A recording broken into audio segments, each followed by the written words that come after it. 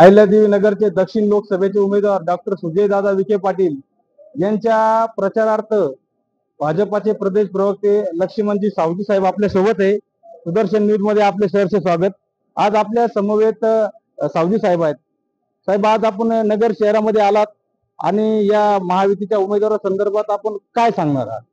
एकतर विषय असा आहे की 2024 महाविजय 2024 चा जो संकल्प भारतीय जनता पार्टीनं सोडलेला आहे, यावेळेला आपले पंतप्रधान नरेंद्रभाई मोदी हे महाराष्ट्रामध्ये 12 जानेवारीला आले होते आणि ते नाशिकला आले होते. राजमाता जिजाऊची जयंती दिवस होता त्या दिवशी आणि स्वामी विवेकानंदांची जयंती. 12 जानेवारीला जेव्हा पंतप्रधान महाराष्ट्रामध्ये आले त्यावेळेला राष्ट्रीय युवा महोत्सवाच्या निमित्तानं आले होते. एखाद्या राष्ट्रीय युवा महोत्सवाला पंतप्रधान येतात आणि पुढच्या युवा पिढीला मार्गदर्शन करतात, त्याच वेळेला देशासाठी संकल्प सोडतात, असा तो दिवस होता. त्यावेळी ते नाशिकला आले, काळाराम मंदिरात त्यांनी दर्शन घेतलं, काळाराम मंदिरात संकल्प सोडला आणि गोदातीरी येऊन गोदावरीच्या तीरावर संकल्प विकसित भारताचा संकल्प सोडला. स्वातंत्र्याचा अमृत महोत्सव साजरा करत असताना एक संकल्प असा की 2047 ला भारताच्या स्वातंत्र्याच्या शताब्दीला विकसित भारत कसा असेल. आमची आज 5व्या क्रमांकावर आर्थिक सत्तेमध्ये भारत आहे जगाच्या, तर तो 3ऱ्या स्थानावर जाण्यासाठीचा जो संकल्प आहे, तर हे एका वाक्यामध्ये अनेक विषय येतात.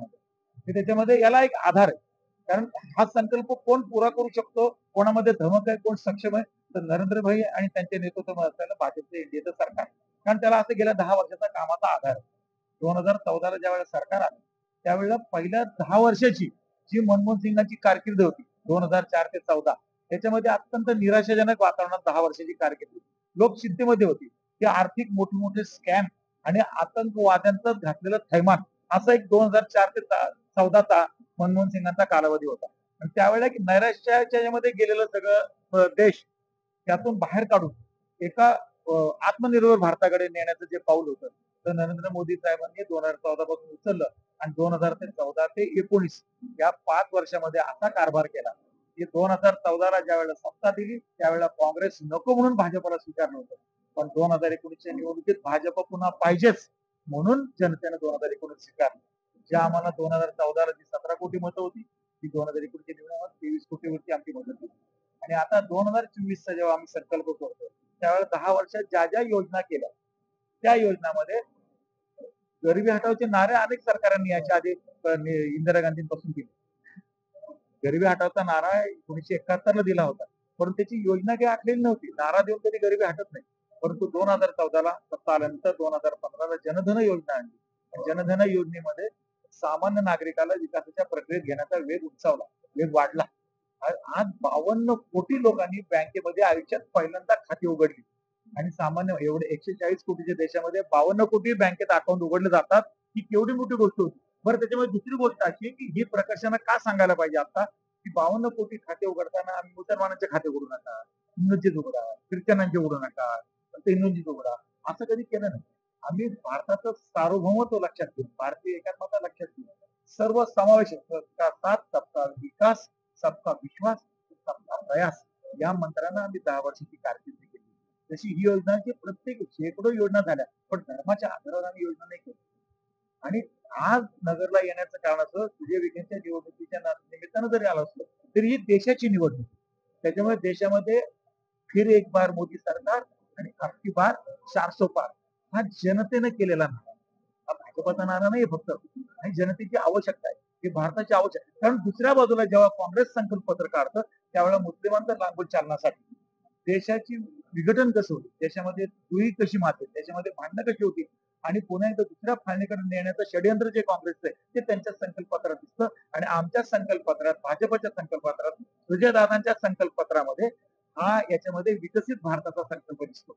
याच्यामध्ये मग आज रस्त्याची डेव्हलपमेंट असेल, रेल्वे विषयाची डेव्हलपमेंट असेल, विमानांची डेव्हलपमेंट असेल, टनेलची असेल, शिक्षण क्षेत्रातले असेल, आरोग्य क्षेत्रातले असेल, दक्षिण नगरच्या ज्या मतदार आहेत या मतदारांना आपण या निमित्त काय आव्हान करा? हे जे मी सगळं बोलतो हे मतदानासाठी चाललंय. एकंदरीत आव्हान हेच आहे की भारताची फाळणी होण्यापासून वाचवायचं असेल तर काँग्रेसला मत देऊ नका, आणि भारत सार्वभौम टिकवायचा असेल तर फक्त नरेंद्र मोदी भाजपा त्याचबरोबर आपल्या समवेत भारतीय जनता पार्टी दक्षिणचे जिल्हा अध्यक्ष आगरकरजी आहे. अध्यक्ष साहेब, एकंदरीत ही निवडणूक आपण एक कुठील मुद्द्यावरती लढत आहात आणि कसं एकंदरीत वातावरण आहे सुजयदादांचं या दक्षिण मध्ये?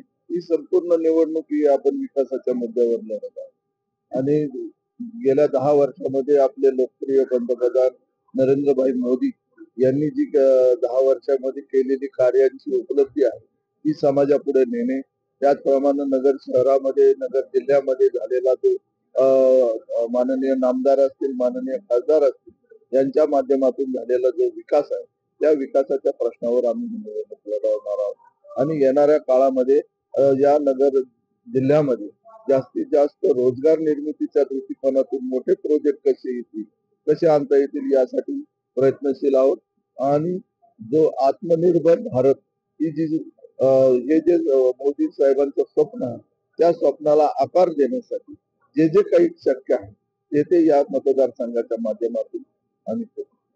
साहेब, एकंदरीत ही नगर दक्षिणची निवडणूक आहे. यापून कशा पद्धतीने एकंदरीत सुजयदादा यांचं या दक्षिण नगर मध्ये स्टँडिंग खासदार होते, त्यांनी भारतीय जनता पार्टीचा विकास या दक्षिण नगर मध्ये आपण बघितला असेल मोदी साहेबांच्या नेतृत्वाखाली केलेला आहे. काय या निवडणुकीला आपण कशा प्रकारे शहरामध्ये त्यांना वातावरण कसं अनुकूल आहे का, कशा पद्धतीने आहे एकंदरीत? ही निवडणूक देशाचं भवितव्य ठरवणारी निवडणूक आहे. ही निवडणूक काय ग्रामपंचायत किंवा महापालिकेची नगरपालिकेची नसून ही आपला देश कशा पद्धतीने एकंदरीत सुजयदादा यांचं या दक्षिण नगर मध्ये स्टँडिंग खासदार होते, त्यांनी भारतीय जनता पार्टीचा विकास या दक्षिण नगर मध्ये आपण बघितला असेल मोदी साहेबांच्या नेतृत्वाखाली केलेला आहे. काय या निवडणुकीला आपण कशा प्रकारे शहरामध्ये त्यांना वातावरण कसं अनुकूल आहे का, कशा पद्धतीने आहे एकंदरीत? ही निवडणूक देशाचं भवितव्य ठरवणारी निवडणूक आहे. ही निवडणूक काय ग्रामपंचायत किंवा महापालिकेची नगरपालिकेची नसून ही आपला देश उंचावर जाईल, कसा सक्षम देश होईल आपला यासाठी आणि विकासाच्या दृष्टीने ही निवडणूक आहे. त्यामुळं सर्व सुज्ञ नागरिक हे मोदी साहेबांकडे पाहून जे मोदी साहेबांचं काम आहे, आज 500 वर्षाचा प्रलंबित प्रश्न असेल राम मंदिराचा तो त्यांनी सोडवला, 370 कलम असेल, असे मोठाले विषय जे कधी म्हणजे स्वप्न पाहत होते लोक, तर ते विषय माननीय लोकप्रिय पंतप्रधान विश्वगुरु नरेंद्रभाई मोदी यांच्या माध्यमातून सुटलेले आहेत. तसेच या नगर शहरामध्ये आमचं नगर शहर म्हणतं बार्शीकरणानंतर विकास झाला नाही, तर तो सुजयदादांनी मोदी साहेबांच्या देवेंद्रजींच्या माध्यमातून सुरू केलेला आहे आणि तो विकासच ही आमची मुख्य भूमिका आहे.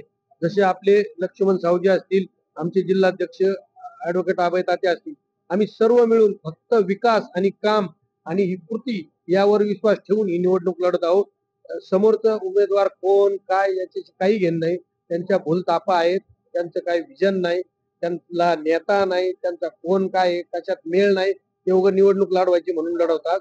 पण नरेंद्र मोदी आणि देवेंद्रजींच्या नेतृत्वाखाली सुजयदादा विखे पाटील हे विकासाचं विजन घेऊन ही निवडणूक लढवतात.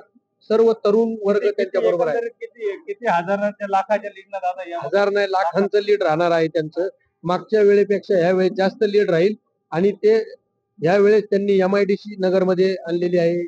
500 एकरचे MIDC साठी जागा घेतली. असं विजन असलेले डॉक्टर सुजयदादा विखे पाटील निवडून येतील. धन्यवाद. आपल्या सुदर्शन न्यूजच्या या मुलाखतीमध्ये आपल्या समवेत जोडले होते भाजपाचे प्रदेश प्रवक्ते लक्ष्मणजी सावजी साहेब, नगर दक्षिणचे जिल्हा अध्यक्ष ऍडव्होकेट आगरकरजी आणि नगरचे माजी महापौर वाकळेजी यांनी आपल्याला या सुदर्शन न्यूज मध्ये या 1 to 1 मध्ये सांगितलं की दक्षिण नगर मध्ये आणि देशामध्ये ही निवडणूक राज्याची किंवा ग्रामपंचायती नव्हे, ही देशाची निवडणूक आहे आणि मोदींना अबकी बार मोदी सरकार फिर एक बार मोदी सरकार 400 पारचा नारा या पूर्ण देशामध्ये होणार आहे आणि मोदी पुन्हा तिसऱ्यांदी पंतप्रधानाची हॅट्रिक होणार आहे आणि सुजय विखेंची देखील या दक्षिणेमध्ये दुसऱ्यांदी निवडणूक येणार आहे. 2 लाखाच्या वरती लीडनं ते निवडून येणार आहे असा आत्मविश्वास भारतीय जनता पार्टीच्या या दक्षिण नगर येथील पदाधिकाऱ्यांनी व्यक्त केला आहे.